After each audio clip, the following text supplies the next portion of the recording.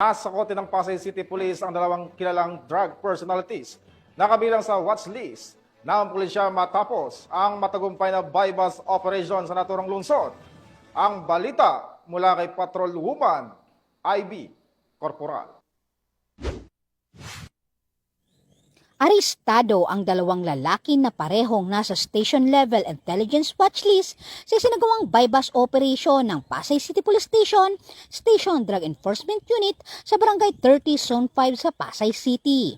Kinilala ang mga sospek na sina alias Gar, 45 anyos, at alias Julius, 27 anyos, na kapwa walang trabaho at residente ng nasabing lungsod. Nakumpiska sa kanila ang 4 na sachet ng hinihinalang shabu na may timbang na 10.15 gramo na may malaking halaga kasama ang mark money na ginamit sa operasyon. Nasa kustodiya na ngayon ng Station Drug Enforcement Unit ng Pasay City Police Station ang suspect at kakasuhan sa ilalim ng Republic Act 9165 o mas kilala bilang Comprehensive Dangerous Drug Act of 2002. Mula dito sa Camp Bagong Diwa, Bikutan, Taguig City, ako po ang inyong PNN correspondent, Patrol Woman IB Corporal, alagad ng batas, tagataguyod ng Balitang Pulis.